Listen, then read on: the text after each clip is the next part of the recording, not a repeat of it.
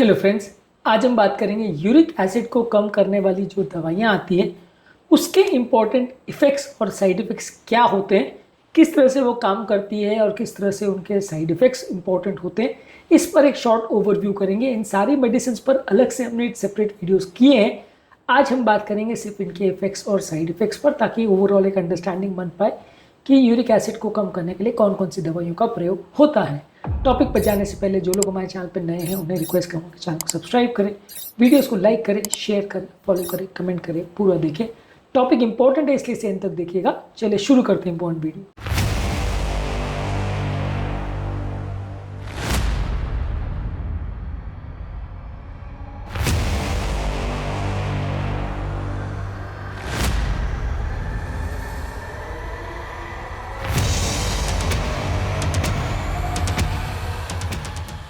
सबसे पहले uric acid को कम करने के लिए दवाइयाँ प्रयोग होती है ज़ैंथीन ऑक्सीडेज इनहिबिटर्स, जो कि बेसिकली एक एंजाइम है जो यूरिक एसिड बनाने में इसका इंपॉर्टेंट योगदान होता है।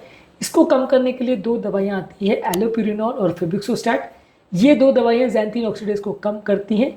एलोपिरिनॉल के साइड इफेक्ट्स में स्किन में रैश होना, कभी कभार वो सीवियर हो सकता है, उल्टी होना, उल्टी जैसा लगना, लूज मोशन होना, ट्राउजीनेस या नींद ज़्यादा आना, और एलर्जिक रिएक्शन हो सकते हैं, खासकर अगर कभी कभी सिवियर एलर्जिक रिएक्शन जैसे स्टीवन जॉनसन सिंड्रोम जिसमें बॉडी में ब्लिस्टर्स बन जाते हैं, वो रिएक्शन होने का चांस रहता है। ये एलोपिरिनॉल के सिग्निफिकेंट साइड इफेक्ट्स हैं।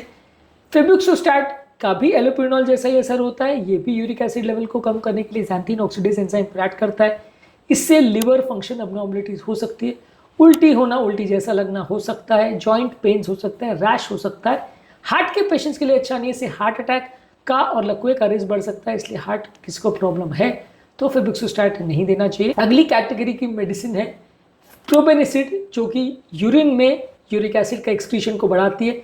इसके साइड इफेक्ट्स में किडनी में यूरिक एसिड की पथरी बन सकती है, उल्टी होना, रैश हो जाना, शरीर में हेडेक होना, चक्कर होना, ये इंपॉर्टेंट साइड इफेक्ट्स हो सकते हैं। इसी तरह से लेसिनुरैड है, ये भी उसी ग्रुप की दवा है, ये भी यूरिक एसिड के सिक्रीशन को बढ़ाती है। इसको भी ज़ैंथीन ऑक्सीडेज इनहिबिटर्स के साथ यूज़ किया जाता है। यूरिक एसिड का एक्सक्रीशन बढ़ाने के लिए प्रयोग किया जाता है।